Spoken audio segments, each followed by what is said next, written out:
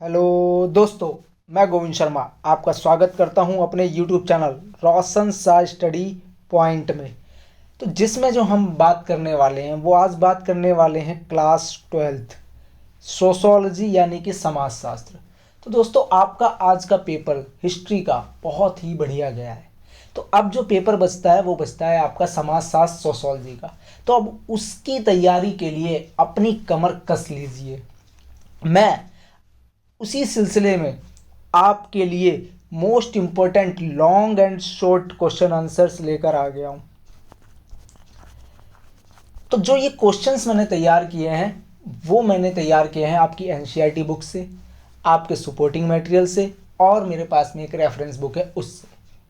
कई बार बच्चे कमेंट कर देते हैं कि कहते हैं कि ये सब तो हमें बुक्स में देखने को मिल जाता है। तो बिल्कुल सही बात है, मैं अपने लिए कोई स्पेशल बुक नहीं बना दूंगा। तो ये सभी जितनी भी चीज़ें होती हैं आपकी एनसीईआरटी बुक्स में होती हैं, आपके सपोर्टिंग मटेरियल में होती हैं और रेफरेंस बुक्स होती हैं, उनसे तैयार किए जाते हैं। जो हमारा काम होता है वो होता है कि इन चीज़ों को आसान बना देना, आपको आसान भाषा के अंतर्गत उपलब्ध करा देना। तो चाहे स्कूल के टीचर्स हों, चाहे ट्यूशन टीचर्स हों, चाहे हम हों, कोई भी हो, तो वो सभी कहीं ना कहीं बुक्स से ही पढ़ाया जाता है। सीबीएसई जो बुक्स होती हैं, एनसीईआरटी बुक्स जो होती हैं, उन्हीं से पढ़ाया जाता है, उनसे बाहर नहीं पढ़ा दिया जाता है आपके लिए। कोई हर टीचर अपने लिए अलग अलग एक बुक लॉन्च नहीं कर सकता है। तो उन कमेंट्स को दरकिनार करते हैं और अपने जो long and short answer questions हैं उनको करते हैं। और इससे पहले मैंने आपको सभी चैप्टर्स की एनिमेशन तरीके से सभी चैप्टर्स करा दिए हैं और वो सभी वीडियोस हमारी चैनल पर ही उपलब्ध हैं। सभी की प्लेलिस्ट बनी हुई है। पेपर से पहले उन वीडियोस को देख के जाइए। बहुत ही सरल भाषा में एनिमेशन तरीके से आपको चैप्टर समझाया हुआ है और अपने पेपर को बिल्कुल ही बढ़िया तरीके से तोड़ फोड़ करके आ जाइए, जिसको कह सकते हैं आपकी भाषा में। बहुत ही बढ़िया पेपर करके आइए। तो आइए शुरुआत करते हैं अपने long and short answer questions की। तो जैसा कि आप स्क्रीन पर देख पा रहे हैं, हमारा क्वेश्चन नंबर जो 1 है कि भारत समाज में जनसांख्यिकी से आप क्या समझते हैं। तो भारतीय जो समाज है उसके अंदर जनसंख्या से जनसंख्या का सुव्यवस्थित अध्ययन ही जनसांख्यिकी कहलाता है। इसका अंग्रेजी नाम डेमोग्राफी है। ये यहाँ से आपसे एक एक नंबर के भी क्वेश्चन बन जाते हैं कि डेमोग्राफी का क्या मतलब। तो यूनानी भाषा के दो शब्द होते हैं, डेमोस और ग्राफीन। इन दोनों शब्दों से मिलकर आपका बना हुआ है, जिसमें डेमोस का जो मतलब होता है वो होता है लोग से, और ग्राफीन का मतलब होता है वर्णन। यानी कि लोगों का वर्णन ही क्या कहलाता है, जनसांख्यिकी कहलाता है। फिर आता है हमारा क्वेश्चन नंबर 2। तो इन क्वेश्चन के माध्यम से आपके जो एक एक नंबर के क्वेश्चन हैं, एमसीक्यूज, वो भी तैयार हो जाएंगे। क्वेश्चन नंबर 2 है कि वर्ण और जाति में अंतर बताइए। तो देखो, वर्ण और जाति में जो अंतर होते हैं, इसके लिए आप जब लिखोगे तो एक बॉक्स बना के भी लिख सकते हो, एक साइड वर्ण भी लिख सकते हो, एक साइड आप जाति भी लिख सकते हो। ठीक है, तो जिस तरीके से आप प्रेजेंट करना चाहो अपने क्वेश्चन को, उस तरीके से कर सकते हो। तो जो वर्ण क्या होते हैं, कर्म प्रधान होते हैं और जाति जन्म से आधारित होती है। वर्ण के नियम लचीले होते हैं, परंतु जाति के नियम बहुत ही ज़्यादा कठोर होते हैं। अपनी जाति से आप बाहर नहीं जा सकते हैं। वर्ण व्यवस्था परिवर्तनशील होती है, परंतु जो जाति व्यवस्था होती है वो अपरिवर्तनशील होती है। अपनी जाति से आप बाहर नहीं जा सकते। वर्ण व्यवस्था के अंतर्गत आप अलग अलग जैसे जैसे आप कार्य करते हो उसके अनुसार आपके वर्ण चेंज हो जाते हैं। भारतीय समाज में जो वर्णों की संख्या है 4 है, जैसे ब्राह्मण, क्षत्रिय, वैश्य, शूद्र। ये सब कार्य के अनुसार विभाजन किया गया था, परंतु जातियों की जो संख्या होती है वो हजारों की संख्या में होती है। जाति में खान पान, व्यवसाय, विवाह आदि के नियम कठोरता से निर्धारित किए जाते हैं, परंतु जो वर्ण व्यवस्था होती है इन सभी नियमों को कठोरता से लागू नहीं किया जाता है, जिसके अंदर जैसे जैसे इंसान कार्य करता है उसी के अनुसार उसमें परिवर्तन देखने को मिलता है। फिर आता है क्वेश्चन नंबर 3। अच्छा, जो चैनल पर पहली बार आए वो चैनल को सब्सक्राइब कर लीजिए और जितनी भी हमारे पास में वीडियो सोशोलॉजी की पड़ी हो उनको ज़्यादा से ज़्यादा शेयर कीजिए, अपने दोस्तों तक पहुंचाइए। ज्ञान ही ऐसी चीज़ है जो बांटने से बहुत ज़्यादा बढ़ती है। तो क्वेश्चन नंबर 3, नातेदारी से आप क्या समझते हैं और नातेदारी के प्रकार बताइए। तो नातेदारी व्यवस्था में समाज द्वारा मान्यता प्राप्त संबंध आते हैं जो अनुमानित और रक्त संबंधों पर आधारित होते हैं। तो जो इसके 2 प्रकार होते हैं, एक तो होती है रक्त मूलक नातेदारी और एक होती है हमारी विवाह मूलक नातेदारी। तो जिसमें रक्त मूलक नातेदारी होती है तो वो कैसी होती है, यानी कि जिनका संबंध हमारा किससे होता है, खून से होता है, रक्त से होता है। जैसे हमारे सगे भाई बहन, जिसको बोलते हैं कि हाँ ये मेरे सगे भाई बहन है, ठीक है। तो ये सब क्या होता है, हमारे जिनके साथ में खून का रिश्ता होता है, उसको हम बोलते हैं रक्त मूलक नातेदारी। एक होती है हमारी विवाह मूलक नातेदारी। विवाह मूलक नातेदारी यानी कि जब विवाह हो जाता है तो उसके बाद में नई नई नातेदारी आती है, जैसे सास ससुर की, देवर भाभी की, साला साली की। ये सभी कहीं ना कहीं जो नातेदारी होती हैं ये खून से ना होकर विवाह संबंधित नातेदारी होती हैं। फिर हमारा अगला क्वेश्चन है क्वेश्चन नंबर 4 कि सामाजिक स्त्रीकरण से आप क्या समझते हैं और सामाजिक स्त्रीकरण की सैद्धांतिक विशेषताएं बताइए। देखो पेपर में आपसे हो सकता है ये 2-2 नंबर में भी क्वेश्चन ऐसे पूछे, लेकिन मैंने उस तरीके से तैयार किए हैं जिससे आपके लॉन्ग क्वेश्चन भी तैयार हो जाएं और शॉर्ट आंसर भी उसी में तैयार आपके हो जाएं। तो इसीलिए मैंने आपको थोड़ा सा लेंदी ही बनाए हैं जिससे आपके शॉर्ट भी आराम से हो सकते हैं पूरे। तो सामाजिक स्त्रीकरण यानी कि एक समाज के अंतर्गत पाए जाने वाले समूह का उच्च निम्न छोटे बड़े के आधार पर विभिन्न स्तरों पर बंट जाना ही सामाजिक स्त्रीकरण कहलाता है। ये आपका क्वेश्चंस पेपर में भी पूछे गए हैं कि सामाजिक स्त्रीकरण से क्या आप समझते हैं। तो सामाजिक स्त्रीकरण की विशेषता क्या, अलग अलग पूछे गए हैं पेपर में, मैंने एक साथ ही आपको दे दिए हैं। तो इसके अंदर जितने भी आपके मैंने PYQs हैं, जैसे 2022-23 का पेपर है, 2021-22 का है, जो आपके मिड टर्म के क्वेश्चंस पे जो क्वेश्चन पेपर था उसमें से भी मैंने आपके ये क्वेश्चंस लिए हैं। तो हर तरीके से मैंने आपको कहीं ना कहीं जैसे कह सकते हो कि सभी जगहों से इकट्ठा करके मैंने आपको एक जगह पर देने का प्रयास किया है। आप इसको बस बेहतरीन तरीके से फॉलो कीजिए, पेपर बहुत बढ़िया करके आने वाले हो आप, मुझे पता है। तो सामाजिक स्त्रीकरण की जो विशेषताएं हैं वो देखिए। तो सामाजिक स्त्रीकरण व्यक्तियों के बीच की विभिन्नता का प्रकार ही नहीं होता बल्कि समाज की विशेषता भी होती है। सामाजिक स्त्रीकरण पीढ़ी दर पीढ़ी बना रहता है, यानी कि इसके अंदर हमें क्या देखने को मिलते हैं, वंशानुगत क्रम देखने को मिलता है। सामाजिक स्त्रीकरण को विश्वास या विचारधारा द्वारा समाज से पूर्ण रूप से समर्थन मिलता है। कोई भी सामाजिक स्त्रीकरण जब तक काम नहीं कर सकता जब तक उसको समाज में विश्वास या फिर विचारधारा का समर्थन ना मिले। जब सामाजिक रूप से उसके ऊपर विश्वास कर लिया जाता है तभी जाकर सामाजिक स्त्रीकरण आगे बढ़ने का काम करता है। फिर है हमारा क्वेश्चन नंबर 5, आप कैसे कह सकते हैं कि सामाजिक विषमता सामाजिक कैसे है। ये क्वेश्चन आपसे पेपर के अंदर पूछा गया था। तो सामाजिक विषमता व बहिष्कार सामाजिक इसलिए है क्योंकि यह व्यक्ति से नहीं समूह से संबंधित होते हैं, इनका कोई आर्थिक सरोकार नहीं होता है। थर्ड है, यह पूर्ण रूप से व्यवस्थित व संरचनात्मक होते हैं। मैंने जिस टाइम पर आपको मिड टर्म के जब सैंपल पर सॉल्व करवा रहा था उसमें भी ये वाला क्वेश्चन आपसे पूछा गया था, तो मोस्ट इंपॉर्टेंट क्वेश्चन है ये आपका। फिर है क्वेश्चन नंबर 6, सूचना के अधिकार अधिनियम 2005 को परिभाषित कीजिए। तो सूचना का अधिकार कब आया था, तो 2005 में आया था। इसका अभिप्राय राज्यों को लोगों के उत्तर देने के लिए बाध्य करने से है, यानी कि राज्य से हम किसी भी संस्था को लेकर किसी भी निर्माण कार्य को लेकर हम राज्य से क्वेश्चन पूछ सकते हैं और उनको उत्तर देना ही होगा इसके लिए। तो इसके आधार पर आम जनता भी सरकारी काम का सरकारी कार्यकर्ता से सार्वजनिक कार्यालयों से जानकारी मांग सकती है। इसमें प्राधिकरण यानी कि जो भी संस्था होती है उससे आशा की जाती है कि वे शीघ्रता से यानी 30 दिन के भीतर उचित उत्तर प्रदान करें। यहाँ से आपसे MCQs पूछ सकता है, कितने दिन के भीतर आंसर देना होता है राज्य को, या फिर जो भी समाज राज्य की संस्थाएं होती हैं तो 30 दिन के भीतर देना होता है। सूचना के अधिकार के लाभ व महत्व क्या है, तो किसी भी सूचना के लिए अनुरोध करने पर अधिकार आम जनता को मिल जाता है। विभिन्न परियोजनाओं के लिए धन आवंटित किए जाने के बारे में लोगों की जानकारी प्राप्त करने का अधिकार हो जाता है। यहाँ तक कि एक जो रोड भी बनता है ना, उस सड़क निर्माण में कितना खर्चा हुआ है, कितना धन आवंटित किया गया, उस तक की आप जानकारी मांग सकते हो। कौन सा मटेरियल यूज किया गया वो सब आप मांग सकते हो। ये है सूचना के अधिकार का फायदा। जनता को दस्तावेजों की प्रतिलिपियां प्राप्त करने का अधिकार होता है, यानी कि उसकी फोटोकॉपी जिसको कह सकते हो वो प्राप्त हो जाती है।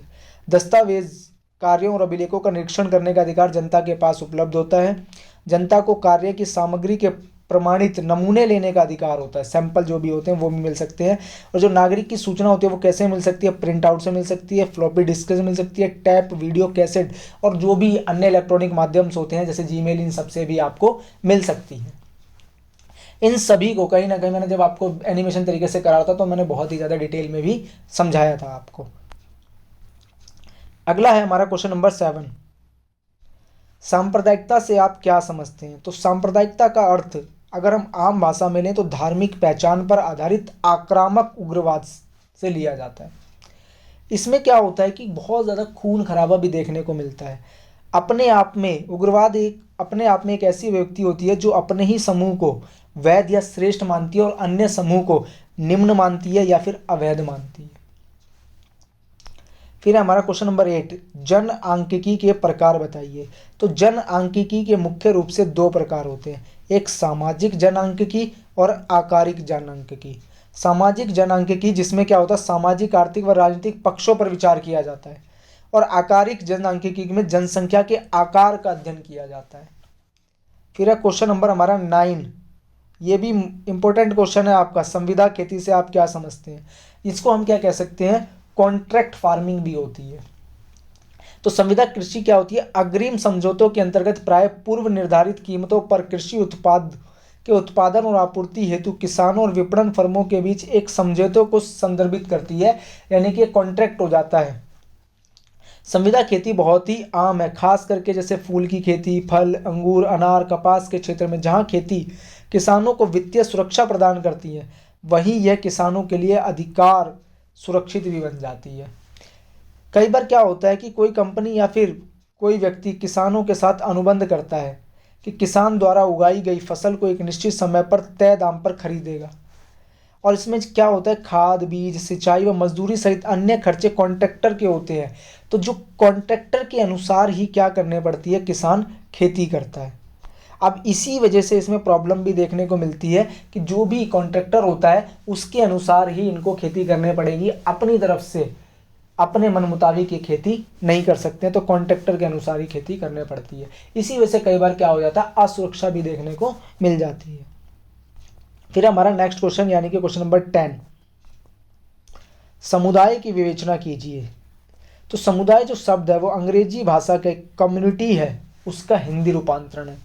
तो ये 2 शब्द हैं जो लैटिन, एक है आपका कॉम और दूसरा है म्यूनिस, जिसमें कॉम का अर्थ क्या होता है, टुगेदर यानी कि एक साथ, और म्यूनिस का अर्थ होता है सर्विंग अर्थात सेवा करना। तो यानी कि समुदाय इसी का मतलब क्या होता है, जिसमें हम एक साथ रहते हैं और एक दूसरे के जितने भी क्रियाकलाप होते हैं, सेवाएं, ये सब प्रदान करते हैं, इसीलिए ये वर्ड बना है आपका समुदाय यानी कि आपका कम्युनिटी। फिर है नेक्स्ट क्वेश्चन नंबर 11, ये भी आपका इंपॉर्टेंट क्वेश्चन है, रॉबर्ट माल्थस की जनसंख्या वृद्धि का सिद्धांत बताइए। तो जो सर रॉबर्ट माल्थस थे उन्होंने जनसंख्या वृद्धि का सिद्धांत दिया, तो उन्होंने 2 तरीके बताए। उन्होंने बताया कि जनसंख्या ज्यामितिक अनुपात से बढ़ती है, जैसे 2, 4, 8, 16, 32, 64, क्या देखने को मिल रहा है, हर एक जो भी अंक आ रहा है उसकी डबल होती चली जाती है। और कृषि उत्पादन में वृद्धि गणितीय या फिर समांतर रूप से होती है, जैसे 2, 4, 6, 8, 10, 12, 14, 16, 18, 20, 22, जितनी आपको काउंटिंग आती है उतनी करते चले जाइए। तो उस तरीके से क्या होता है, ये देखने को मिलती है। अब इसी की वजह से क्या होता है, जनसंख्या और खाद्य सामग्री में असंतुलन पैदा हो जाता है, क्योंकि जनसंख्या तो बढ़ रही है स्क्वायर रूप में, वर्ग आधारित, और जो कृषि उत्पादन है वो 2 के आकार में बढ़ रहा है। तो इसी वजह से क्या हो गया, जनसंख्या और खाद्य सामग्री में असंतुलन पैदा हो जाता है। फिर हमारा क्वेश्चन नंबर 12, अल्पसंख्यकों को क्यों संवैधानिक संरक्षण दिया जाना चाहिए। तो देखो, भारतीय संविधान के अनुच्छेद 29 व 30 दोनों में अल्पसंख्यक की बात की गई है। तो बहुसंख्यक वर्ग की जनसंख्या की प्रमुख के कारण धार्मिक तथा सांस्कृतिक अल्पसंख्यकों को विशेष संरक्षण की आवश्यकता होती है। इसलिए निम्नलिखित कारणों से अल्पसंख्यक को संवैधानिक संरक्षण दिया जाना चाहिए। तो सबसे पहले अल्पसंख्यक का मतलब क्या, अल्पसंख्यक का मतलब होता है जो संख्या में कम है। जैसे भारत के अंदर कौन कौन है अल्पसंख्यक में, मुस्लिम है, यानी कि हिंदू को छोड़कर बाकी सभी कहीं ना कहीं अल्पसंख्यक है। तो जिनकी संख्या कम होती है इसीलिए उनको संरक्षण देने की जरूरत पड़ती है। क्यों, क्योंकि अल्पसंख्यक समाज से कटे हुए हैं, अल्पसंख्यकों की सामाजिक स्थिति अलग है, अल्पसंख्यक राजनीतिक दृष्टि से कमजोर होते हैं, अल्पसंख्यक सांस्कृतिक दृष्टि से अलाभकारी स्थिति में होते हैं, और अल्पसंख्यक के लिए पूर्वाग्रह और रूढ़ धारणाएं विकसित होती हैं। इसी वजह से अल्पसंख्यकों को संरक्षण की आवश्यकता होती है। राजनीतिक शक्ति भी कहीं ना कहीं बहुसंख्यकों के पास में होती है। इसी वजह से क्या होता है कि लोकसभा, राज्यसभा, इन सब के अंदर क्या होती है, सीटों को आरक्षित कर दिया जाता है। फिर आता है क्वेश्चन नंबर 13।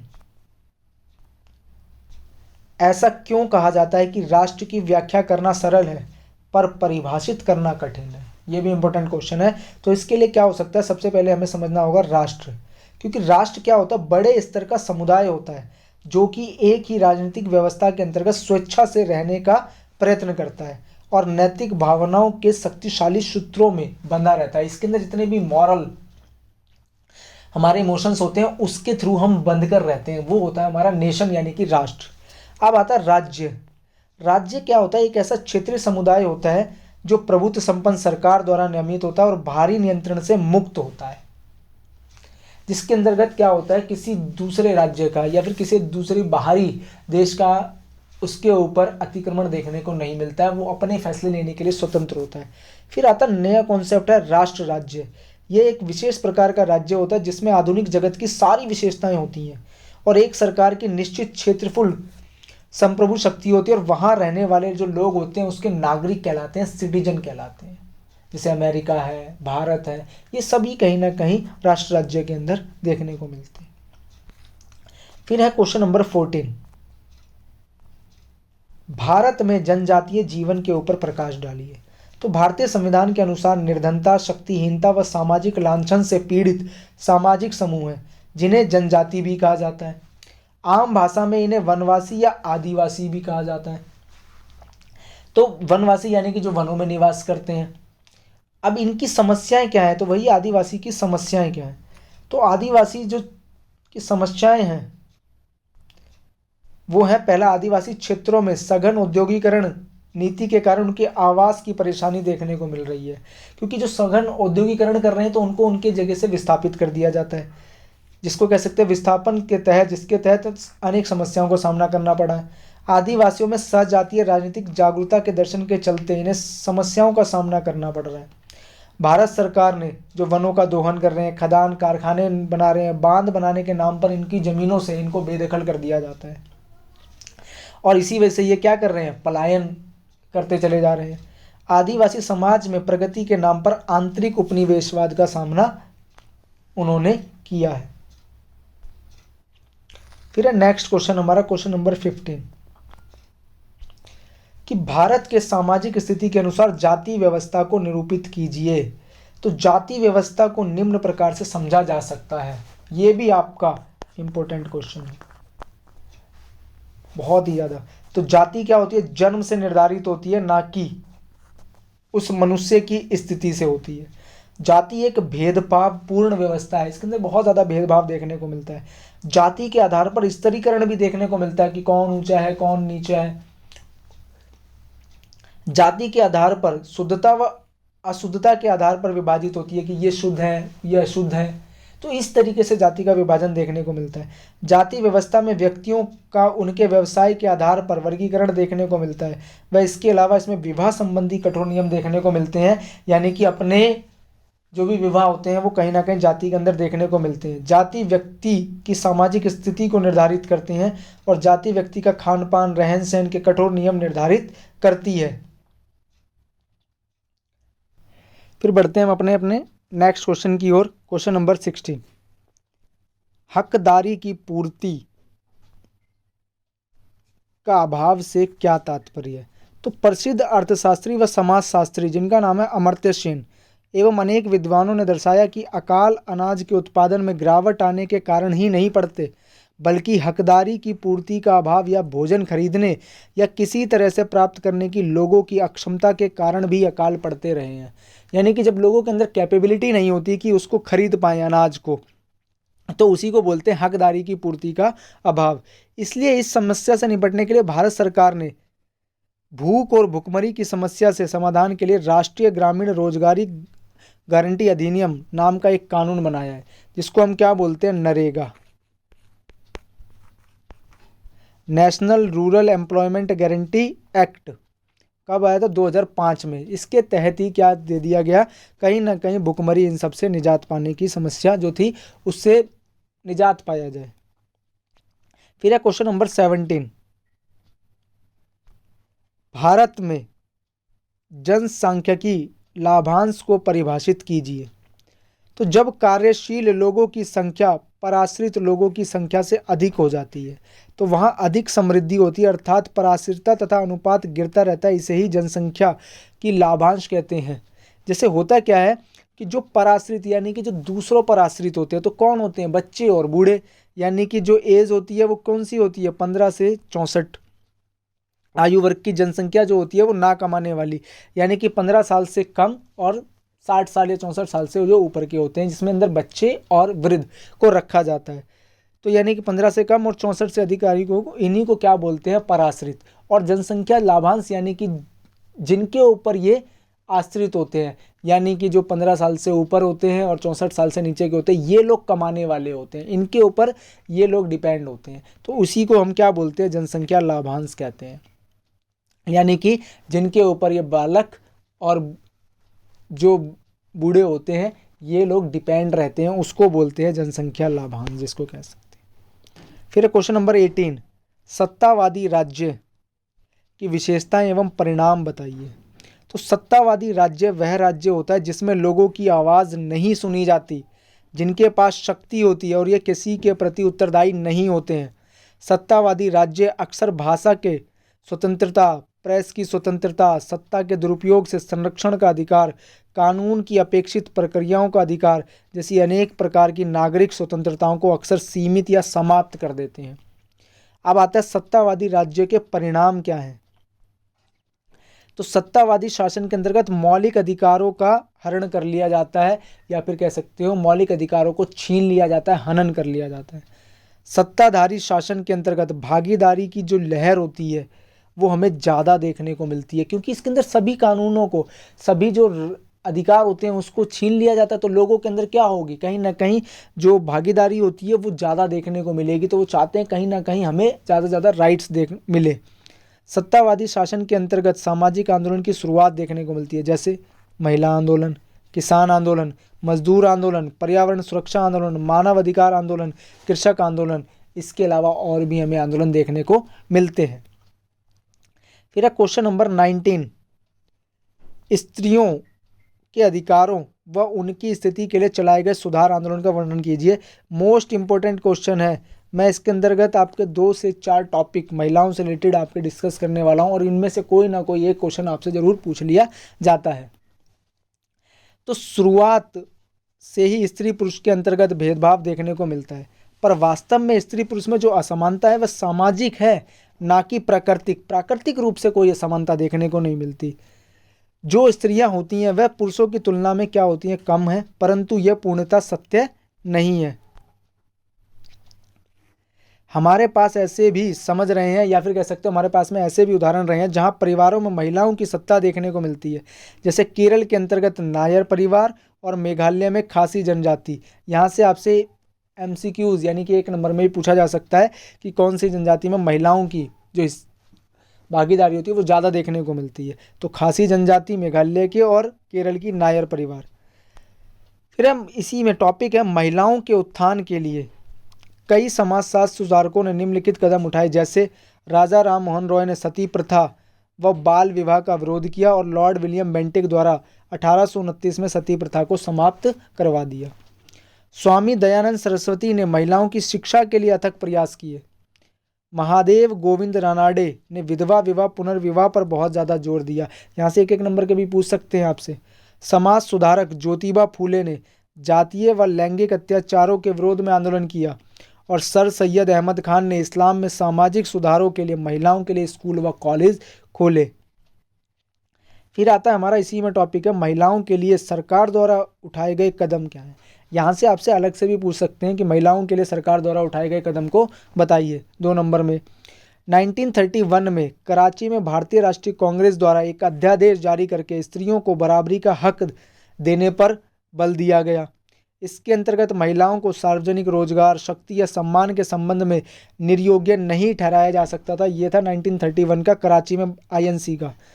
अध्यादेश। 1970 में काफ़ी अहम मुद्दों पर जोर दिया गया, जैसे स्त्रियों को मत डालने यानी कि वोट डालने का अधिकार, सार्वजनिक पद धारण करने का अधिकार दिया गया और स्वतंत्रता प्राप्ति के पश्चात राजनीति में भागीदारी सुनिश्चित करने के लिए स्थानीय शासन यानी कि लोकल गवर्नमेंट, इसको कह सकते हो कि गांव में प्रधानी के चुनाव और शहरों के अंदर एमसीडी के, जिसको कह सकते हो, वो चुनाव होते हैं। महिलाओं को 1/3 आरक्षण दिया गया है, 1/3।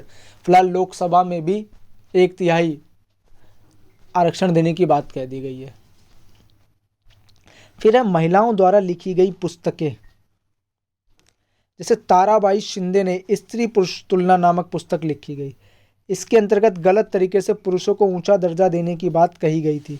बेगम रुकैया शेखावत हुसैन ने सुल्ताना ड्रीम नामक किताब लिखी, जिसमें हर लिंग को बराबर अधिकार देने पर चर्चा की गई। और राज सुंदरी देवी ने अमार जीवोन आत्मकथा लिखी।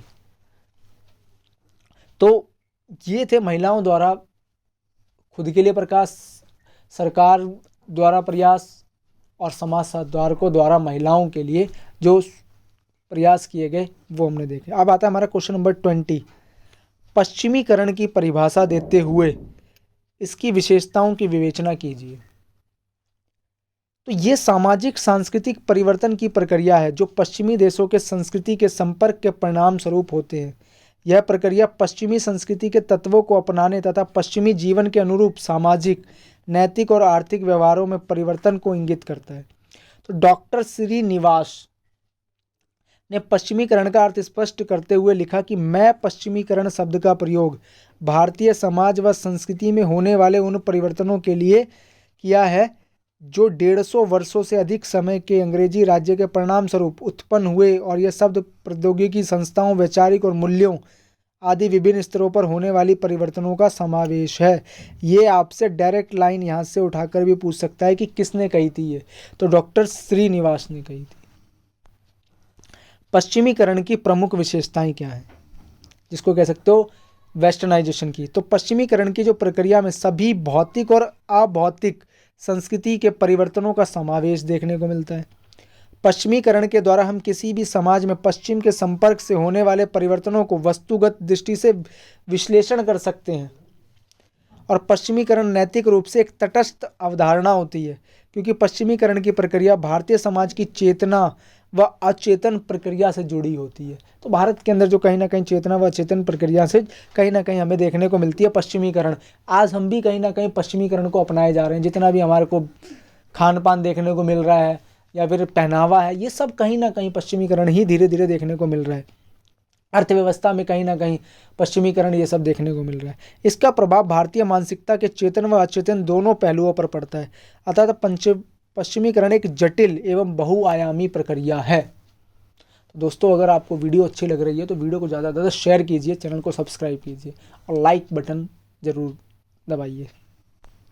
बढ़ते हैं हमारा क्वेश्चन नंबर 21। तो हमने 20 क्वेश्चंस पूरे कर लिए हैं। नागरिक समाज से आप क्या समझते हैं व नागरिक समाज के द्वारा उठाए गए मुद्दे क्या हैं। तो नागरिक समाज उस व्यापक कार्य क्षेत्र को कहते हैं जो परिवार के निजी क्षेत्र से परे होता है, लेकिन राज्य और बाजार दोनों क्षेत्र से बाहर होता है। यह सक्रिय नागरिकता का क्षेत्र होता है जहां व्यक्ति मिलकर सामाजिक मुद्दों पर चर्चा करते हैं, जैसे गैर सरकारी संगठन होते हैं यानी कि एनजीओ, नॉन गवर्नमेंट ऑर्गेनाइजेशन होते हैं, राजनीतिक दल हैं, प्रेस यानी कि मीडिया है, मजदूर संघ है, कृषक संघ है, पर्यावरण संघ है, महिलाएं संघ है। ये सभी कहीं ना कहीं नागरिक समाज के अंतर्गत अपनी भागीदारी सुनिश्चित करते हैं। अब नागरिक समाज के द्वारा उठाए गए मुद्दे भी हैं, और ये मुद्दे कहीं ना कहीं फिर आगे जाकर जितने भी हमारे आंदोलन होते हैं उसके अंतर्गत शामिल हो जाते हैं। तो नागरिक समाज के द्वारा पर्यावरण की सुरक्षा संबंधी मुद्दे व जनजाति की भूमि की लड़ाई लड़ी गई, यानी कि जो भी आदिवासी थे उनके लिए। नागरिक समाज द्वारा महिलाओं के प्रति जितनी भी हिंसा हो रही है, बलात्कार के विरुद्ध अभियान चलाए गए, अर्थात महिलाओं की सुरक्षा के लिए आवाज़ उठाई गई। कई बार आपको अलग अलग हेल्पलाइन नंबर देखने को मिलते हैं। तो ये सभी कहीं ना कहीं नागरिक समाज के द्वारा ही हो पा रहे हैं। नागरिक समाज द्वारा पर्यावरण संबंधी मुद्दे भी उठाए गए, जैसे बांधों के निर्माण तथा विकास की अन्य परियोजनाओं के कारण जिन लोगों को विस्थापित कर दिया गया था उन्हें पुनर्वास देने के लिए आवाज़ उठाई गई कि जो लोग विस्थापित हो गए हैं, कि आप लोगों सरकार द्वारा जितने भी बांध बनाए गए, अब वो बांध बनाए गए तो वहाँ पर जो लोग रह रहे थे वो कहीं और उनको बसाया गया, तो कहाँ पर बसाया जा रहा है, उनको कैसे कैसे फैसिलिटीज़ दी जा रही है, उन सभी की कहीं ना कहीं नागरिक समाज द्वारा बात की जाती है। नागरिक समाज द्वारा गंदी बस्तियों को हटाने के विरुद्ध और उन्हें आवासीय अधिकार दिलाने के लिए भी अभियान चलाए जाते हैं कि जितनी भी मलिन बस्तियां होती हैं उनके अंदर साफ सफाई, उनके अंतर्गत शुद्ध पेयजल की व्यवस्था, ये सभी कहीं ना कहीं उनके अंदर फैसिलिटीज़ प्रोवाइड करी जाती हैं और उनको आवासीय सुविधाएं दी जाएं, यानी कि ये कहाँ पर रहेंगे, इनके लिए भी बात की जाती है। नागरिक समाज द्वारा प्राथमिक शिक्षा संबंधी सुधार व स्वास्थ्य संबंधी सुधार के लिए आवाज़ उठाई गई कि जो बच्चे हैं वो कैसे पढ़ेंगे, जो प्राथमिक शिक्षा होती है उनको कहाँ तक, यानी कि जिसको कह सकते हो हमारे 5th तक की जो क्लास होती है वहाँ तक इन्हें कम से कम इतनी एजुकेशन तो मिल ही जाए, और वो भी कैसे हो, फ्री ऑफ कॉस्ट मिले। तो ये सभी कहीं ना कहीं नागरिक समाज द्वारा आवाज़ उठाई गई, तब जाकर चीज़ें देखने को मिल रही हैं। यानी कि छोटा छोटा जो परिवर्तन हमें समाज के अंदर देखने को मिल रहा है, ये सभी कहीं ना कहीं जो नागरिक समाज होते हैं उनके द्वारा देखने को मिलता है। नागरिक समाज द्वारा राज्य को कामकाज कर नज़र रखने और उस कानून का पालन करवाने संबंधी मुद्दे जनता के समक्ष रखने का कार्य किया जाता है। यानी कि सरकार मन चाहे रूप से कुछ भी नहीं कर सकती है, उनके ऊपर कहीं ना कहीं नागरिक समाज अपनी नज़र बना के रखता है, और जो भी नागरिकों के अधिकार होते हैं उनको लागू करवाने का भी काम किया जाता है। सरकार द्वारा कानून बना दिया जाता है, उनको क्रियान्वित कैसे करवाना है, क्या अधिकार हैं, वो सभी कहीं ना कहीं नागरिक समाज द्वारा किया जाता है। फिर आता है हमारा क्वेश्चन नंबर 22, भारत में क्षेत्रवाद से आप क्या समझते हैं। तो क्षेत्रवाद, तो भारत में क्षेत्रवाद भारत की भाषाओं, संस्कृतियों, जनजातियों और धर्म के विविधता के कारण पाया जाता है। इसके अंतर्गत विशेष पहचान चिन्ह के कारण प्रोत्साहन देखने को मिलता है। भारतीय संदर्भ में क्षेत्रवाद धर्म पर आधारित है, अर्थात अलग अलग क्षेत्र में अलग अलग धर्म के लोग भारत के अंतर्गत निवास करते हैं। तो भारत के अंदर मैं अक्सर बोलता हूँ कि ऐसा कोई धर्म नहीं जो भारत में रहता नहीं। तो भारत के अंतर्गत क्षेत्रवाद भाषा पर भी आधारित देखने को मिलता है। भारत में विभिन्न भाषाओं का समावेश देखने को मिलता है, जैसे पुराना मुंबई था,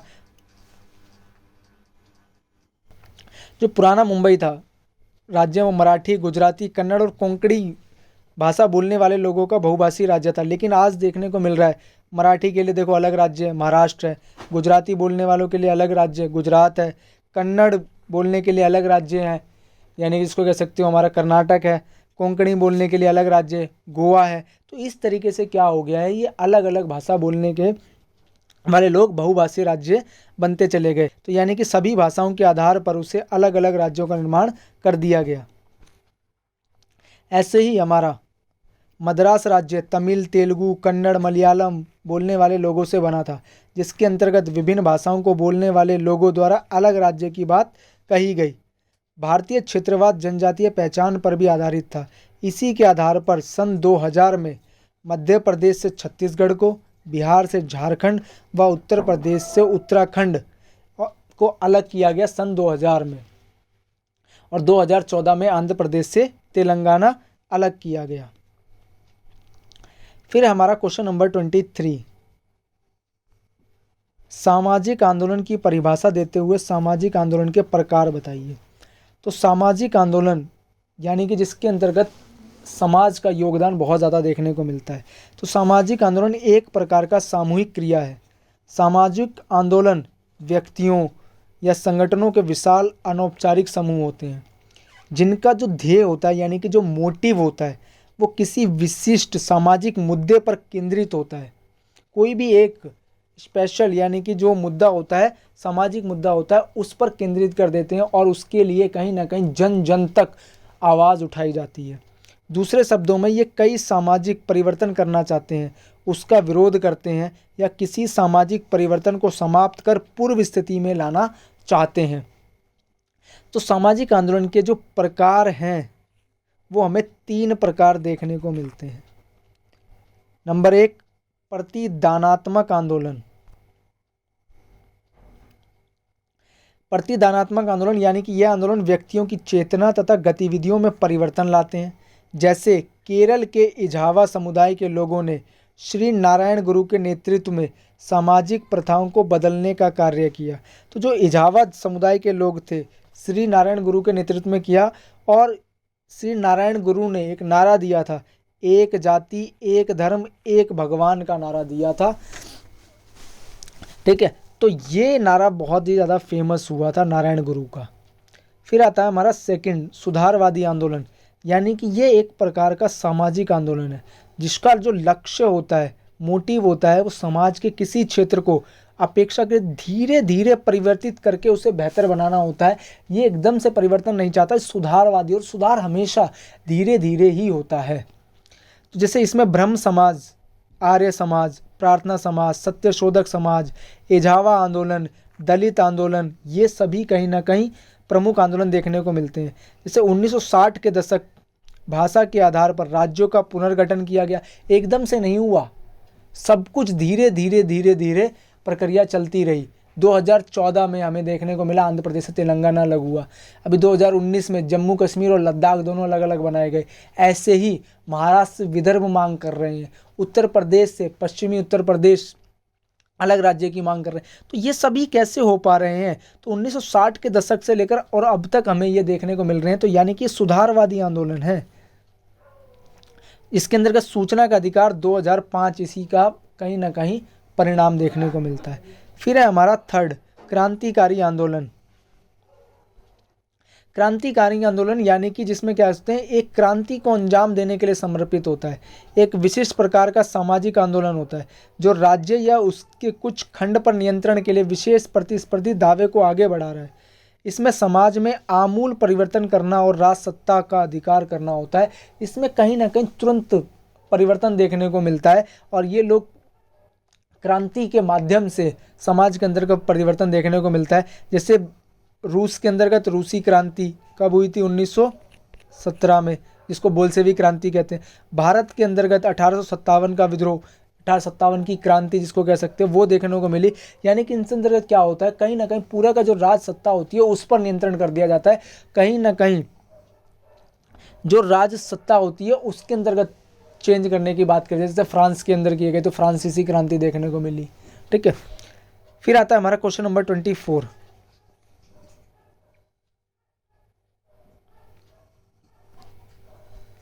ठेकेदारी व्यवस्था से आप क्या समझते हैं, वह इसे किस प्रकार से क्रियान्वित किया जाता है?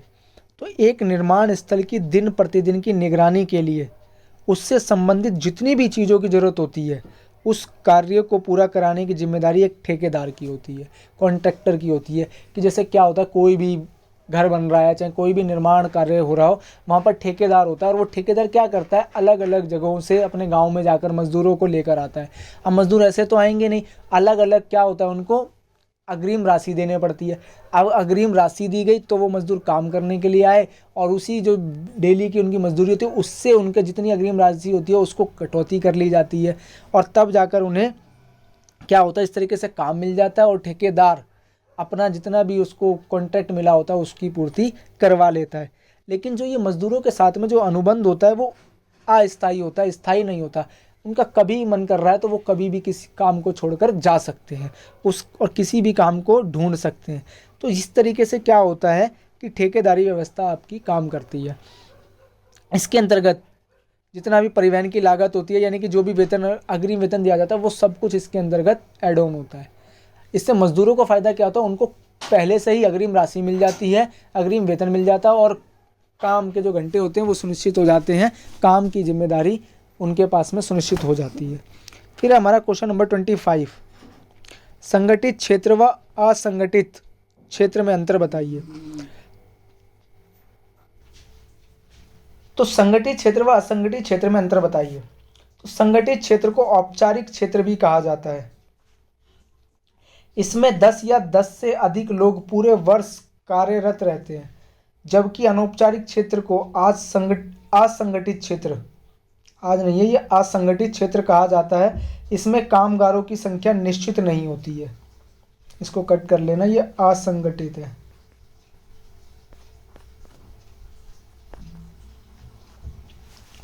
संगठित क्षेत्र सरकार के पास पंजीकृत होते हैं, जबकि असंगठित क्षेत्र के कामगारों का सरकार के पास में कोई पंजीकरण नहीं होता। सरकार को पता ही नहीं होता, पता नहीं कितने लोग काम कर रहे हैं, लेकिन फैक्ट्री उनकी कोई जानकारी नहीं देती। संगठित क्षेत्र में काम कर रहे मजदूरों के पास नौकरियां सुरक्षित होती हैं, इसीलिए हर कोई कहता है कि मेरे को लिमिटेड कंपनी के अंदर काम करते हैं जिसके अंदर उनको सारी फैसिलिटीज़ मिलती हैं। वह उन्हें अतिरिक्त घंटे का वेतन मिलता है कि अगर उनसे अलग 8 घंटों के अलावा काम कराया जाएगा तो वो ओवर टाइम ले लेते हैं। असंगठित क्षेत्र में काम कर रहे मजदूरों के पास नौकरियां सुरक्षित नहीं होती हैं, उन्हें कभी भी काम से निकाला जा सकता है, उनके अतिरिक्त काम के घंटे के लिए कोई वेतन भी नहीं दिया जाता है। असंगठित क्षेत्र में काम किए जा रहे हैं, कोई निश्चित घंटे नहीं होते। संगठित क्षेत्र में भर्ती जो होती है वो पारदर्शी होती है, इसके लिए संस्थाओं द्वारा भर्ती प्रक्रिया के तहत चयन किया जाता है, जबकि असंगठित क्षेत्र के लिए भर्ती पारदर्शी नहीं होती है, इसके लिए संस्थान द्वारा कोई भी भर्ती प्रक्रिया नहीं होती है। जैसे कह सकते हो भर्ती पारदर्शी कैसे होती है, जैसे चाहे अलग अलग हमारे कमीशंस होते हैं, जैसे आपका दिल्ली के लिए DA-SSB है, SSC है, UPSC है, बैंकिंग है, तो ये सभी कहीं ना कहीं क्या होती है, भर्ती जो होती है पारदर्शी होती है। लेकिन जो असंगठित क्षेत्र होती है उसके लिए कोई भी ऐसा संस्थान नहीं होता है, ठीक है, तो इसलिए उसके अंदर हमें पारदर्शिता देखने को नहीं मिलती है। संगठित क्षेत्र में कर्मचारियों को उचित वेतन, पेंशन और अन्य लाभ मिलते हैं, मेडिकल फैसिलिटीज मिलती हैं, पेड लीव्स मिलती हैं, परंतु असंगठित क्षेत्र में कर्मचारियों को उचित वेतन, पेंशन और अन्य लाभ नहीं मिलते हैं। जब तक काम पर जाएंगे, जिस दिन काम पर जाएंगे उसी दिन उनका वेतन मिलेगा, जिस दिन काम पर नहीं जाएंगे उस दिन उनका वेतन नहीं मिलेगा। लेकिन संगठित क्षेत्र में ऐसा नहीं होता है, संडे छुट्टी होती है उसका वेतन उनको मिलता है, कोई भी त्यौहार पर छुट्टी होती है तो उसका वेतन उनको मिलता है, मेडिकल फैसिलिटीज अलग से मिलती है। तो ये फायदे होते हैं संगठित क्षेत्र के और असंगठित क्षेत्र के। क्वेश्चन नंबर 26, परिवार को समझाते हुए परिवार के प्रकार बताइए। तो परिवार सदस्यों का समूह होता है जिसमें हम अपने सुख दुख बांटने का कार्य करते हैं। परिवार सदस्यों को आपस में जोड़कर रखने का माध्यम होता है और ये रक्त संबंधी होते हैं, वह इसके अलावा विवाह या गोत्र संबंधी नातेदारियों से भी जुड़ा रहता है। अभी मैंने ऊपर आपको बताया था रक्त मूलक नातेदारी और विवाह मूलक नातेदारी।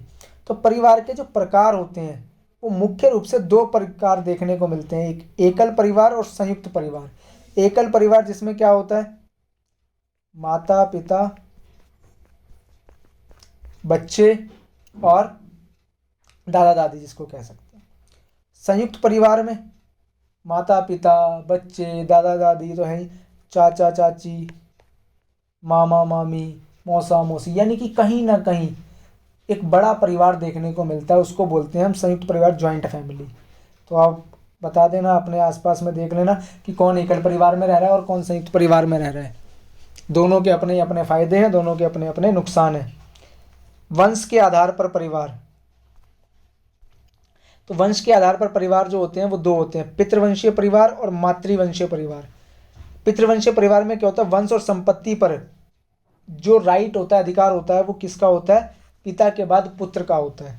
और मातृवंशीय परिवार में वंश और संपत्ति के अधिकार माँ के बाद किसका हो जाता है, पुत्री को मिल जाता है। तो मातृवंशीय परिवार में कहाँ देखने को मिलते हैं, अभी मैंने आपको बताया था ऊपर, केरल में और मेघालय में, खासी जनजातियों के पास में।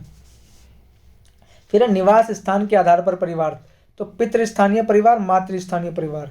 पितृस्थानीय परिवार में क्या होता है, जो नवविवाहित जोड़ा होता है, वर यानी कि लड़के के माता पिता के साथ में रहता है, जब नई नई शादी होकर आती है तो वो लड़के के माता पिता के साथ रह रहे हैं तो वो पितृस्थानीय परिवार हो गया। और इसमें क्या होता है, जो नवविवाहित जोड़ा होता है, वधू यानी लड़की के माता पिता के साथ रहता है, यानी कि अगर जो भी शादी हुई नवविवाहित जोड़ा है और अगर वो लड़का जाकर लड़की के घर के में रहे तो उसको हम बोलते हैं मातृस्थानीय परिवार। वहाँ पर लड़की नहीं आती लड़के के घर में, वहाँ पर लड़का जाता है लड़की के घर में रहने के लिए, तो उसको बोलते हैं मातृस्थानीय परिवार। बहुत बढ़िया व्यवस्था है ना मातृस्थानीय परिवार भी। फिर है सत्ता के आधार पर परिवार, तो सत्ता के आधार पर परिवार क्या है, पितृसत्तात्मक परिवार और मातृसत्तात्मक परिवार। पितृसत्तात्मक परिवार में क्या होता है, जिसमें क्या होता है, पिता यानी कि पुरुषों की सत्ता देखने को मिलती है। मातृसत्ता में क्या होता है, जिसमें मातृ यानी कि माँ की सत्ता देखने को मिलती है, माँ के नाम पर आगे सत्ता चलती रहती है। फिर है हमारा क्वेश्चन नंबर 27, भारत में जनजातीय समुदाय की विशेषता बताइए। तो अंग्रेजी भाषा का शब्द है जिसका नाम है ट्राइब, लैटिन भाषा के शब्द ट्राइबस से बना है। इसका अर्थ आदिम रोमन लोगों का विभाजन यानी कि ट्राई या 3 भागों में भरने से था। आदिम का मतलब जो बहुत प्राचीन है, पुराना है। एक बच्चे ने पिछली वीडियो में कमेंट करा था कि सर ने आदिम का मतलब नहीं बताया। देखो बच्चे को होता क्या है, मुझे नहीं पता चलता है कि आपको किस वर्ड में डाउट होता है। आप कमेंट बॉक्स में एग्जैक्ट पूछ सकते हो, आपको किसी भी चीज़ में डाउट है तो आदिम का जो मतलब ही होता है वो होता है प्राचीन, यानी कि जो बहुत पुराना है। और बाद में इसका प्रयोग क्या होता है, निर्धन तथा जन जन के लिए कहा जाने लगा। अंग्रेजी भाषा में इसका अर्थ किसी सामान्य पूर्वज से उत्पत्ति था। जनजाति शब्द का वर्तमान उद्देश्य 19वीं शताब्दी में प्रयुक्त होने लगा, जबकि औपनिवेशिक शासकों द्वारा अफ्रीका के अधिकांश भागों और एशिया के कुछ भागों में ट्राइब कहा गया। अब आता है जनजातीय समुदाय की विशेषताएं क्या हैं। प्रत्येक जनजाति का एक अपनी अलग भाषा होती है और उस जनजाति के सभी लोगों एक दूसरों से जोड़े रखती है। सभी कहीं ना कहीं अपनी प्रत्येक जितनी भी जनजाति होती है सभी की अलग अलग भाषाएं होती हैं। एक जनजाति के सदस्यों के बीच किसी तरह के ऊंच नीच या जाति भेद नहीं होता है। जनजातियों की विशेषता यह है कि उनका जीवन अपने स्वयं के नियमों और कानूनों के द्वारा संचालित होता है। प्रत्येक जनजाति एक निश्चित भौगोलिक क्षेत्र में निवास करती है। ऐसा नहीं है क्या कहते हैं कि कहीं पर भी मन कर रहा है वहाँ रह रहे, नहीं, उनका एक निश्चित भौगोलिक क्षेत्र होता है। इसके सदस्य अपने भूभाग से बाहर जाना नहीं चाहते हैं और जब उनको भेजा जाता है तो यही उनकी समस्या बन जाती है कि उनको पलायन करना पड़ता है। जनजातीय एक अंतर्विवाही समूह है। एक जनजाति के किसी व्यक्ति को अपनी जनजाति से बाहर विवाह करने की अनुमति नहीं दी जाती है, इसीलिए वो अपनी जाति के अंतर्गत, अपनी ही जनजाति के अंतर्गत क्या करते हैं, विवाह करते हैं। प्रत्येक जनजाति के अपने कुछ अलग धार्मिक प्रथाएं होती हैं, विश्वास होते हैं, परंपराएं होती हैं। इस प्रकार सांस्कृतिक आधार पर विभिन्न जनजातियों के बीच एक स्पष्ट भिन्नता देखने को मिलती है। जनजाति केवल कुछ परिवारों का संकलन नहीं कहा जा सकता। अधिकांश जनजाति समुदाय का आकार बहुत बड़ा क्षेत्र होता है, जैसे संताल है, गोंड है, भील जनजातियां हैं, ओराव जनजातियां हैं। ये सभी कहीं ना कहीं ऐसी जनजातियां हैं जो बहुत ही ज़्यादा विशाल जनजातियां हैं और आज भी देखने को मिलती है। महाराष्ट्र में, मध्य प्रदेश में, छत्तीसगढ़ में, झारखंड में जनजातियां देखने को मिलती हैं। फिर है हमारा क्वेश्चन नंबर 28, भारत में क्षेत्रवाद के कारणों का उल्लेख करिए। तो सांस्कृतिक भिन्नताएं कि आखिर क्षेत्रवाद क्यों बढ़ रहा है। तो पहला है सांस्कृतिक भिन्नताएं। प्रत्येक सांस्कृतिक क्षेत्र अपने आप को एक अलग सांस्कृतिक समुदाय के रूप में देखने लगता है। इन सभी क्षेत्रों की संस्कृतियों में विभिन्नता होने से जिन क्षेत्रीय राजनीतिक दलों का निर्माण हुआ उन्हें भी क्षेत्रवाद को बढ़ाने में योगदान दिया। यानी कि जो सांस्कृतिक भिन्नताएं होती हैं, अलग अलग सांस्कृतिक भिन्नताएं, जिसकी वजह से क्या होता है, क्षेत्रवाद यानी कि एक अलग क्षेत्र की बात करने लग जाते हैं। राजनीतिक कारण भी होता है। स्थानीय नेता अपने राजनीतिक स्वार्थों को पूरा करने के लिए एक क्षेत्र के निवासियों को संगठित करके दूसरे क्षेत्रों के विरुद्ध उनमें तनाव पैदा कर देते हैं। इसी वजह से वो अलग राज्य की फिर मांग करते हैं। थर्ड है भौगोलिक कारण, कि जो क्षेत्र की सीमाओं का निर्धारण, खनिज और जल संपदा के बंटवारे तथा रोजगार के अधिक अवसरों की मांगों को लेकर किए जाने वाले आंदोलन उपद्रव भी क्षेत्रवाद की भावना को बढ़ा देते हैं। जैसे क्या होता है कि अगर जो एक क्षेत्र में रह रहे हैं तो वो कहते हैं कि नहीं, यहाँ के क्षेत्रों के लोगों के लिए ही रोजगार होना चाहिए, इसीलिए वो सिर्फ वहाँ के लोगों के लिए आरक्षण की मांग करते हैं कि इसमें इतने प्रतिशत सिर्फ यहाँ के लोगों के लिए निर्धारित किया जाए। जल को लेकर कि हमारे यहाँ से जल बह रहा है तो दूसरे राज्य में ना जाए। तो ये सभी कहीं ना कहीं भौगोलिक कारण होते हैं, जिससे क्षेत्रवाद को बढ़ावा देखने को मिलता है। फिर हमारा क्वेश्चन नंबर 29, समाज सुधार आंदोलन क्या है। भारतीय समाज पर सुधार आंदोलन के सामाजिक प्रभावों का वर्णन कीजिए। आई मैंने ये ऊपर भी डिस्कस किया था आपसे, बाकी अभी थोड़ा सा उसको और ज़्यादा इलेबरेट कर रखा है। तो सुधार आंदोलन समाज के व्यापक ढांचे के अंतर्गत निहित सामाजिक संबंधों, मूल्यों और नियमों में विशिष्ट अथवा सुधार के लिए चलाए जाते हैं। सुधारवादी आंदोलन प्राय वैध साधनों का प्रयोग करते हैं और समाज के वर्तमान ढांचे में बिना किसी छेड़छाड़ के परिवर्तन लाने की कोशिश करते हैं। जैसे राजा राम मोहन रॉय से लेकर गांधी जी तक सभी सुधारकों ने महसूस किया था कि भारतीय समाज में सामाजिक और धार्मिक पतन का मुख्य कारण समाज में भारी अज्ञानता और अशिक्षा, इसीलिए उन्होंने इन्हीं चीज़ों को आगे बढ़ाने का काम किया। सामाजिक सुधार आंदोलन के सामाजिक प्रभाव क्या रहे? तो धार्मिक समन्वय तथा मानवतावाद रहा पहला कारण। जैसे राजा राम मोहन रॉय के ब्रह्म समाज से लेकर स्वतंत्रता आंदोलन के समय तक सभी सुधारकों ने हिंदू धर्म के आचारों में इस तरह परिवर्तन करने पर बल दिया जिससे हिंदू धर्म को अधिक सहिष्णु और मानवतावादी बनाया जा सके। सहिष्णु का मतलब होता है जिसके अंदर सहने की क्षमता ज़्यादा होती है, उसको बोलते हैं सहिष्णु। यानी कि जिसमें अलग अलग विभिन्नता वाले लोग निवास करते रहें और वो उसके साथ में तालमेल बनाकर रहे, उसी को हम बोलते हैं सहिष्णु, जिसमें सहन करने की क्षमता बहुत ज़्यादा होती है। फिर आता है सेकंड, जातिगत भेदभाव में कमी। यानी कि जितनी भी जातिवाद देखने को मिलता है अगर उसमें कमी हो जाती है तो यही सामाजिक सुधार आंदोलन का लक्ष्य होता है कि जिससे जातिगत जितनी भी विभिन्नताएं हैं उसको कम किया जा सके और मानवतावादी सोच को बढ़ाया जा सके। वैवाहिक कुरीतियों में सुधार, कि जितने विवाह के समय पर जितनी भी कुरीतियाँ हैं, चाहे दहेज प्रथा की हों, उन सभी को कहीं ना कहीं बाल विवाह की हों, ये सभी कहीं ना कहीं दूर करने की बात की जाती है। महिलाओं की स्थिति में सुधार करने की बात की जाती है कि महिलाओं को शिक्षा पाने का अधिकार, रोजगार पाने का अधिकार, असमानता जो उनके लिए हो रही थी उसमें समानता लाने का अधिकार, ये सभी कहीं ना कहीं महिलाओं की स्थिति में सुधार के लिए सामाजिक आंदोलन किए जाते हैं। तो हमारा नेक्स्ट क्वेश्चन ही उससे रिलेटेड है, महिलाओं के लिए सुधार आंदोलनों की विवेचना कीजिए। तो 19वीं शताब्दी के आरंभ से ही भारतीय समाज में वैचारिक परिवर्तन आरंभ हो चुका था। कुछ चिंतनशील व्यक्ति विधवा के पुनर्विवाह के बारे में सोचने लगे। समाज सुधारकों ने इस प्रकार की स्थिति को अनुचित और अन्यायपूर्ण माना, इसका विरोध किया और उसको परिवर्तन करने का प्रयास किया। जैसे राजा राम मोहन रॉय के प्रयास से 1829 में सती प्रथा निरोधक कानून पारित हुआ। स्वामी दयानंद सरस्वती ने आर्य समाज की स्थापना कर बाल विवाह को रोकने, पर्दा प्रथा को रोकने, स्त्री शिक्षा को प्रोत्साहन देने का कार्य किया। केशव चंद्र सेन ने प्रयासों के कारण 1872 में विशेष विवाह अधिनियम पास हुआ, जिसके द्वारा लड़कियों के विवाह की आयु 14 वर्ष, अंतरजातीय विवाह एवं विवाह पुनर्विवाह को कानूनी मान्यता मिली। आपसे एक नंबर में पूछ सकता है कि किसके प्रयासों से आयु 14 वर्ष कर दी गई थी लड़कियों की, तो वो केशव चंद्र सेन के द्वारा। और सन 1874 में कानून द्वारा स्त्री धन के क्षेत्र को विस्तारित किया गया। हिंदू विवाह अधिनियम 1955 के द्वारा परित्याग, न्यायिक पृथक्करण एवं विशेष परिस्थितियों में विवाह विच्छेद की व्यवस्था की गई। विवाह विच्छेद का मतलब होता है तलाक, यानी कि पहले तलाक लेना आसान नहीं था लेकिन अब तलाक लेना आसान कर दिया गया, इसी को बोल दिया गया विवाह विच्छेद।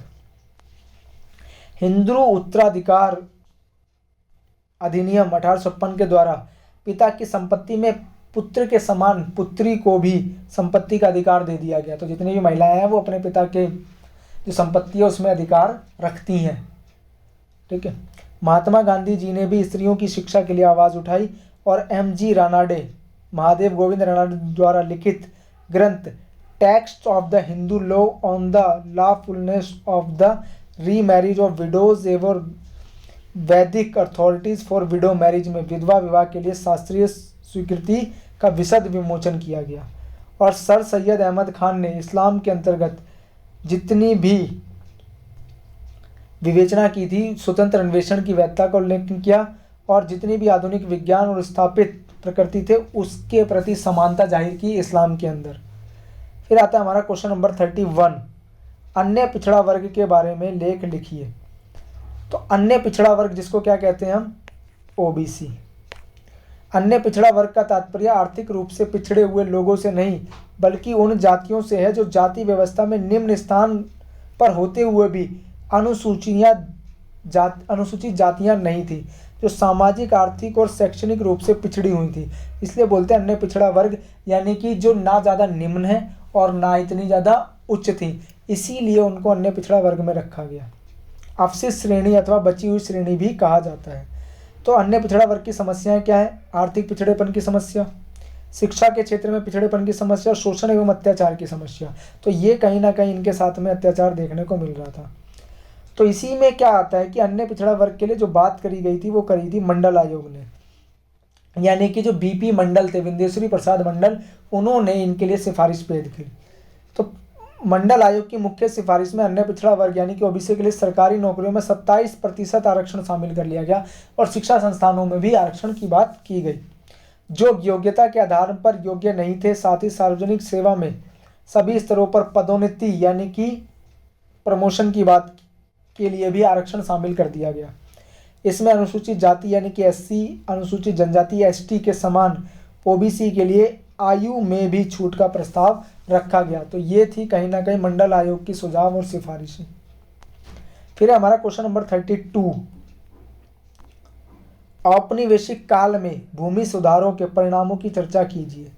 तो इसका अभिप्राय कृषि भूमि के स्वामित्व एवं परिचालन में किए जाने वाले सुधारों से है।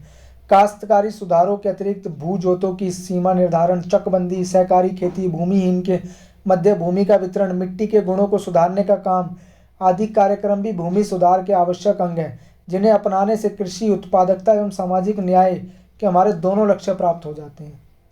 तो औपनिवेशिक काल में भूमि सुधार, इसके अंदर हमें 3 सुधार देखने को मिलते हैं। पहला जमींदारी व्यवस्था, रैयतवाड़ी व्यवस्था और महालवाड़ी व्यवस्था। जमींदारी व्यवस्था में क्या होता है, इसको स्थायी व्यवस्था भी कहते हैं। जमींदार भूमिका का जो भूमि होती है उसका स्वामी बन जाता है। तो कृषि और कंपनी यानी कि जिसको कह सकते हो कंपनी के मध्य की भूमिका निभाता है। यहाँ से क्या होता है कि कृषि पर जो टैक्स लगता था वो जमींदार ले लेता था और कंपनी को जाकर जमा करा देता था। इसको स्थायी बंदोबस्त भी कह सकते हैं। दूसरा आता है हमारा रैयतवाड़ी। रैयत का मतलब ही क्या होता है, किसान। इसमें क्या होता है कि डायरेक्ट किसान से टैक्स जो होता है वो राजस्व की राशि किसानों पर लगाई जाती है और कंपनी डायरेक्ट किसानों से लेती है। इसमें प्रत्यक्ष संबंध होता है। महालवाड़ी, महाल का मतलब होता है गांव। तो इसमें क्या होता है कि पूरे गांव पर टैक्स की राशि निश्चित कर दी जाती है, यानी कि लोगों पर नहीं होती है, रैयत पर नहीं होती, किसानों पर नहीं होती, पूरे गांव पर होती है और पूरे गांव को ये टैक्स देना होता है। इसको बोलते हैं महालवाड़ी व्यवस्था। फिर हमारा क्वेश्चन नंबर 33, जनसंचार के साधनों का वर्णन कीजिए। तो जनसंचार के साधन जिसमें जो मैंने मुख्य रखे हैं वो रखे हैं 4, टेलीविज़न, रेडियो, समाचार पत्र और इंटरनेट। टेलीविज़न जिसको कह सकते हो सबके घर में टीवी है, इसमें क्या होता है, दूरदर्शन जनसंचार। इसके अंदर क्या होता है, समाचार हैं, सूचनाएं हैं, मनोरंजन कार्यक्रम है, ठीक है, जितने भी आपके सीरियल्स हैं वो सभी कहीं ना कहीं इसमें देखने को मिल जाते हैं। रेडियो, जिस टाइम पर टीवी नहीं था उस टाइम पर रेडियो था और रेडियो के जरिए अपनी बात सरकार लोगों तक पहुंचाने का कार्य करती थी।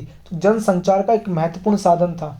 नई नई जानकारियां भी मिलती हैं। आज भी हमारे प्रधानमंत्री नरेंद्र मोदी जी मन की बात करते हैं और रेडियो से बात करते हैं, देख लो। समाचार पत्र यानी कि न्यूज़पेपर, प्रेस सरकार की नीतियों का मूल्यांकन करने का सबसे प्रभावशाली तरीका होता है। चाहे कोई भी न्यूज़ हो, इंटरनेट पर वायरल हो जाती है, लेकिन जब तक वो न्यूज़पेपर पर या टीवी में हमें देखने को नहीं मिलती, टीवी पर भी, ठीक है, तो उसकी हमें विश्वसनीयता कितनी वो ठोस है, वैलिड है, वो सभी कहीं ना कहीं हमें देखने को मिलती है। तो समाचार पत्रों के अंदर विश्वसनीयता देखने को मिलती है हमें, न्यूज़पेपर जिसको कह सकते हैं। फिर हमारा इंटरनेट। आज तो इंटरनेट हमारा मूलभूत आवश्यकता बन चुकी है। तो सबसे पहले कहीं ना कहीं हमें न्यूज़ इस पर ही देखने को मिल जाती है। देश विदेश की जितनी भी जानकारियाँ होती हैं वो सभी कहीं ना कहीं इंटरनेट पर मिल जाती है। बिना इंटरनेट के आज तो फ़ोन का कोई महत्व ही नहीं रह गया, जिसके अंदर का था मनोरंजन के साधन, जितने भी हमारे न्यूज़ हैं वो सभी इस पर देखने को मिल जाती हैं। यहाँ तक कि हमारी जो एजुकेशन है वो सभी कहीं ना कहीं देखने को मिलती है। अभी आप लोग जो पढ़ रहे हो यूट्यूब से, वो कहीं ना कहीं इंटरनेट के माध्यम से ही पढ़ रहे हो। तो इंटरनेट आज अपने जो कह सकते हो कि समाज पर बहुत ही पूर्ण रूप से काबिज हो चुका है, नियंत्रण बना चुका है, ठीक है।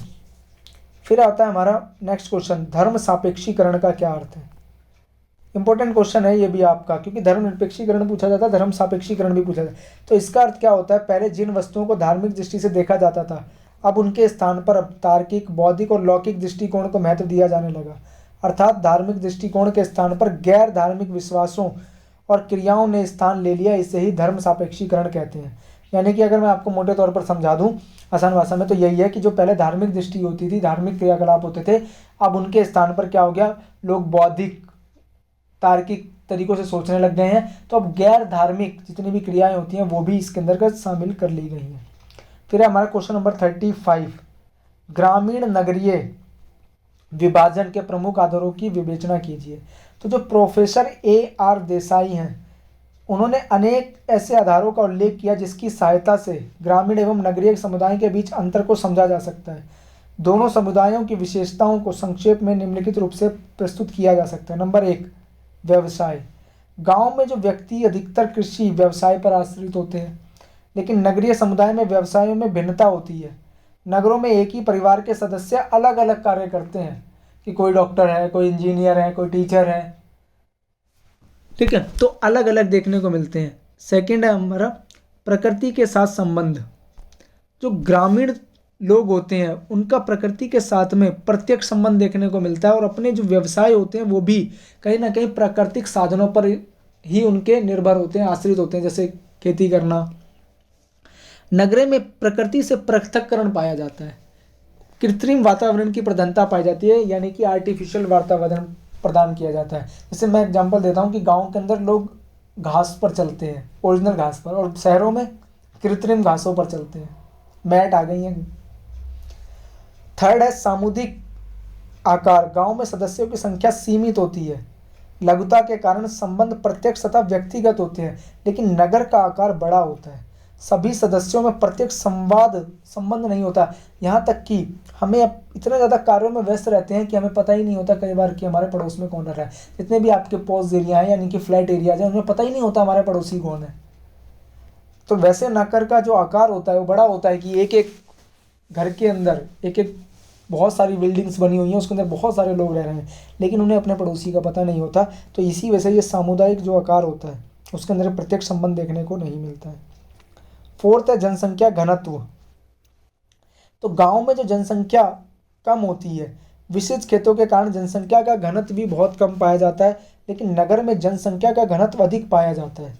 जनसंख्या घनत्व का मतलब क्या होता है? पॉपुलेशन डेंसिटी, यानी कि जो 1 वर्ग किलोमीटर होता है उसके अंदर कितने लोग निवास करते हैं।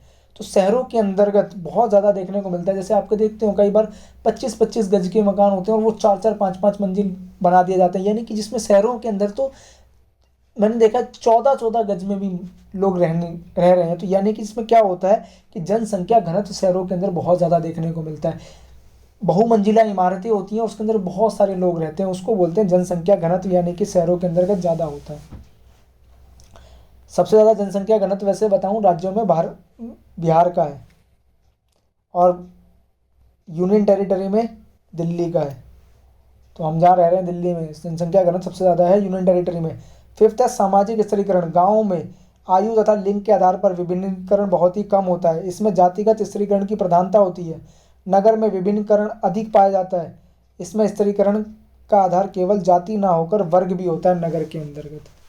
फिर है हमारा क्वेश्चन नंबर 36, संस्कृतिकरण की अवधारणा एक ऐसे प्रारूप को सही ठहराती है जो दरअसल असमानता और अपरिवर्तन पर आधारित होती है। इस प्रारूप की व्याख्या कीजिए। आपका ये भी इंपॉर्टेंट क्वेश्चन है। तो संस्कृतिकरण से क्वेश्चन हर बार पूछ ही लिया जाता है। संस्कृतिकरण की अवधारणा एक ऐसे प्रारूप को सही ठहराती है जो दरअसल असमानता और अपवर्जन पर आधारित होती है। इससे संकेत मिलता है कि पवित्रता और अपवित्रता के जातिगत पक्षों को उपयुक्त माना जाए।